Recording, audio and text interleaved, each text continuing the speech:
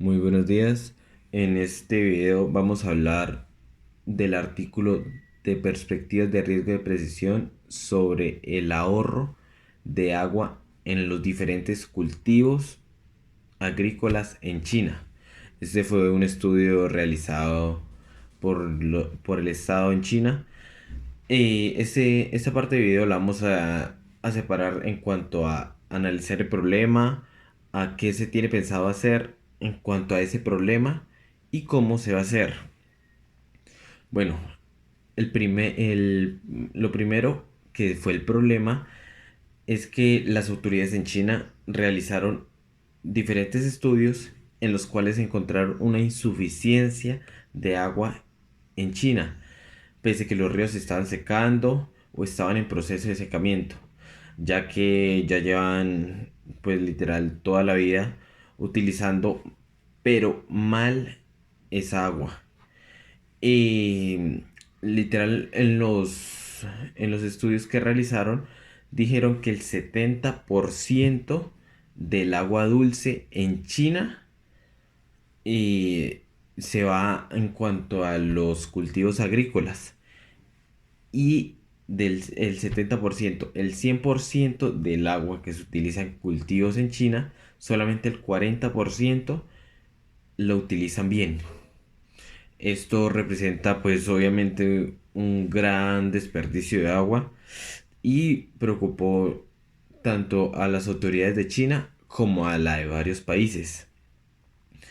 Entonces pues el país de China se puso las pilas en cuanto a ello y pues hicieron diferentes estudios en los cuales miraron que el riego en H es mejor que digamos el riesgo en cuanto a la forma en L de los tubos o en la forma de pescado. Hay que dejar claro que los cultivos más, más pronunciados en China o que dan mayor demanda son los cultivos de arroz, trigo y maíz. Bueno, en la segunda parte de que es en la que se tiene pensado hacer, las autoridades y pues los grupos de investigación realizaron diferentes estudios en los cuales hallaron la humedad del suelo, la temperatura del aire y la intensidad. Para los modelos de los que habla mi compañero Sebastián anteriormente, se debe tener en cuenta los sistemas, básicamente los parámetros ambientales a los que están acogidos los sistemas de riego. Para esto se necesitan tener parámetros tales como la intensidad de luz, humedad del suelo, conductividad eléctrica y temperatura del aire. Básicamente para esto se requieren sensores que tengan una capacidad bastante alta de precisión para que los datos que dichos sensores obtengan sean muy claros, sean muy precisos para que al empezar el sistema, todo el sistema empiece con algo que sea correcto. Porque si pensamos mal, pues todo va a estar mal y el resultado va a ser obviamente negativo. Sin embargo, pues la implementación de estos sensores con una buena confiabilidad requieren aumentar el costo del riego como tal. Por otro lado, la optimización del sistema de riego, que está basado en la previsión de la demanda de agua, se desglosa en diferentes partes. Por un lado, el diseño del proceso de riego, y es que el agua es realmente vital e indispensable, obviamente, para un sistema de riego, porque las plantas lo necesitan. Lo ideal, teóricamente, es que la cantidad de agua prevista sea exactamente igual a la cantidad de agua que se utiliza para el riego.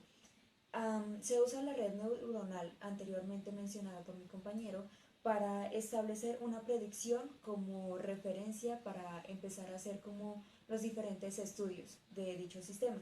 Hay dos tipos de riego, el riego manual y el riego automático. El riego manual es simplemente poner o sí, dar el valor del volumen de agua exacto y abrir la válvula.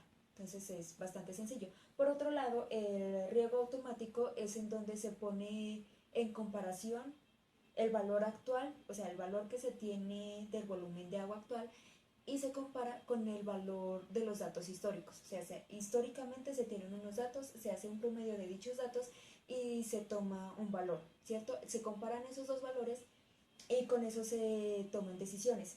El riego automático se necesita tener en cuenta el valor histórico del agua demandada. Y es que, o sea, se toman los datos anteriores, se hace un ponderado y de ese ponderado se lo compara con el valor que se tiene actualmente para poder saber qué tan cerca se está. Y al abrir la válvula, cuando se encuentre como un riego controlado, ya se puede cerrar la válvula. Eso es básicamente. Por otro lado, la optimización de la planificación de redes por goteo de tuberías tiene en consideración tres sistemas que son sujeto de estudio, que vendría siendo en forma de peine, hueso de pescado y la forma de H. Entonces, estos tres sistemas lo que hace es una dinámica computacional de fluidos en los que se toma en consideración diferentes variables para saber cuál de esos tres funciona mejor para el sistema de riego que se quiere. Entonces, variables que se tienen en consideración son la velocidad y la presión del agua o la presión que tienen en las tuberías. Entonces, la idea es que la presión con la que sale el agua y la velocidad con la que sale el agua, así como la sincronía que tiene cada uno de las tuberías, sea lo más eficiente posible para que todos tengan el mismo sistema de riego, todas las plantas. Por lo mismo, al hacerlo en estos tres, la que mejores resultados tiene es la que tiene forma de H. Y es que la velocidad y la presión en la salida de la red es la que mayor uniformidad tiene. Por eso mismo, pues esta es como la que se tiene en mayor consideración.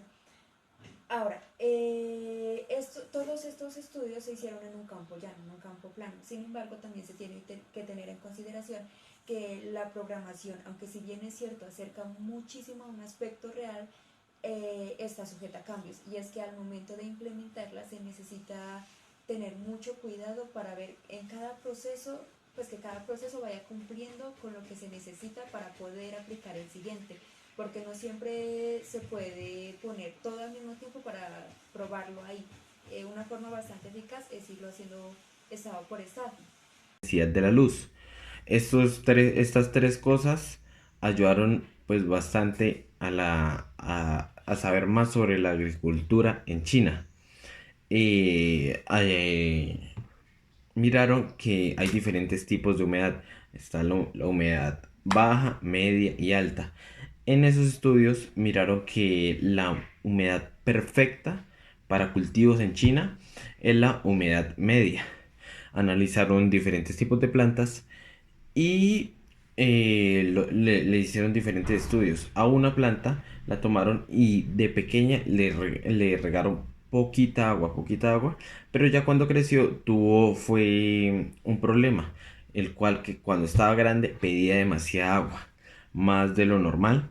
Entonces pues ya analizaron que es mejor que de pequeña echarle buen agua y después si después sí hacer un ahorro de agua. Y bueno, y por último, el cómo se va a hacer. ¿Cómo, cómo se va a hacer o cómo se va a solucionar ese problema? Y para solucionar este problema, utilizaron una tecnología la cual es de detección inalámbrica. ¿En qué consiste? Colocan diferentes sensores en diferentes campos de China. Los sensores emiten una señal a un router y, pues la señal son los datos de humedad, temperatura y aire. Eh, este, este router lo envía pues a un PC o a la nube y ahí fueron analizados. Encontraron que la humedad óptima está entre el 50 y 70%, al igual que diferentes datos. Y pues al analizar bien esto, miraron que tenía algunos problemas los datos recolectados, pero esos problemas se solucionaron con el algoritmo Kalman. Y ya al solucionarse esos problemas, los cuales digamos a veces se salió un sensor y no marcaba bien, lo solucionaron con ellos, realizaron una matriz con los diferentes datos registrados, una matriz de Gauss-Jordan, y después se hizo un modelo en MATLAB para que quedara bien planteado el proceso y fuera un proceso óptimo. Buenas tardes. El artículo a exponer trata sobre el uso de electrones selectivos de iones y electrodos duales, también de la espectroscopía UV de longitud de onda, para la medición rápida de nitrato en el suelo de la granja. ¿Con qué se va a hacer? Para ello se va a utilizar como potencial de mejoramiento electrodos selectivos de iones de nitrato y espectroscopía de doble longitud de onda como parte de prueba, eh, como parte de prueba de, perdón, como parte de prueba rápida de diagnóstico de nitrato en el suelo. ¿Qué se va a hacer? Para encontrar la solución a esta problemática, se hicieron pruebas para encontrar el punto exacto en que se debe utilizar los fertilizantes nitrogenados en los suelos. Para ello, utilizaron 3 tipos de suelos diferentes que eran aptos para la agricultura y los cuales se encontraban situados en el oeste del Reino Unido. Buenos días. Los suelos sobre los cuales hablaba mi compañero son los siguientes. Un suelo de textura arcillosa, sin cubierta vegetal, un suelo limoso que anteriormente se había usado para pastoreo intensivo de ovejas. Y el tercer suelo es un suelo arenoso de una zona montañosa muy pastado. Se recogieron muestras de 3 a 15 centímetros de profundidad. Estas muestras se mantuvieron a menos 5 grados centígrados para el momento en que se fueran a usar. Y se realizó un tamizado de 8 milímetros para poder eliminar piedras, raíces, lombrices y para que luego sea mezclado completamente. Para realizar el experimento se tomaron los electrodos selectivos de iones y se mezclaron con el nitrato y con otras sustancias, haciendo diferentes mezclas, otras sustancias como H2O, y dependiendo del tipo del suelo se hacía una mezcla mucho más amplia o una mezcla mucho más corta. En el suelo arcilloso el batido duraba mucho más para poder averiguar la cantidad de nitrato en el suelo. Eh, También se usó espectroscopía a 205 nanómetros y a 300 nanómetros, siguiendo el método escrito en Edwards et al. Al finalizar el experimento se encontraron los siguientes resultados. Tanto el método de agregar electrodos selectivos de iones y usar espectroscopía dan un margen de correlación 1 a 1. Esto quiere decir que las cifras significativas o los cambios significativos que arrojaron las muestras son muy exactas y permiten mostrar que el experimento y lo que se quiere lograr hacer da con precisión, teniendo en cuenta que los tipos de suelo sobre los que se probaron, unos tenían mucho más trabajo que otros. En conclusión, esta investigación muestra que los métodos de usar electrodos selectivos de iones permite encontrar la concentración de nitrato de una forma precisa y rápida. De igual forma, la espectroscopía UV permite dar un análisis mucho más seguro y mucho más acertado gracias al barrido y a la forma en cómo se realiza el proceso. Pero usar espectroscopía genera en los agricultores un costo mucho más alto. Por ende, se requiere siempre usar electrodos selectivos de iones. Buenas tardes, a continuación hablaremos sobre un artículo denominado La aplicación de la espectroscopía de infrarrojo cercano al análisis del vino, un enfoque innovador que utiliza la liofilización para eliminar las bandas de interferencia de agua. Bueno, ¿cuál es la problemática? La idea es asegurar la calidad y la seguridad del vino al momento en que lo prepara. Entonces necesitamos averiguar cuál es la cantidad de componentes del vino y qué sustancias de qué sustancias está hecho este. Entonces, ¿qué se va a hacer? Se va a utilizar un método por el cual se pueda cuantificar el número de sustancias y la cantidad de ellas. ¿Con qué se va a hacer? A partir de un proceso de espectroscopía de infrarrojo que permite caracterizar los armónicos y las combinaciones de banda usando vibraciones moleculares que reflejan las sustancias químicas.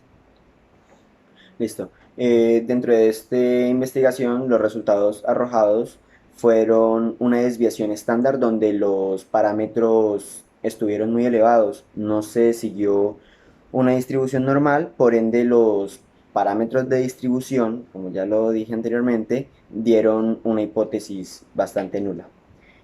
Bueno, como conclusión, tenemos que los resultados fueron insatisfactorios, ya que dentro del proceso hubieron compuestos que perturbaron el análisis. Uno de estos fue el agua, que al eliminarla, esta hacía que los compuestos que ya trae el vino aumentaran sin dar resultados esperados.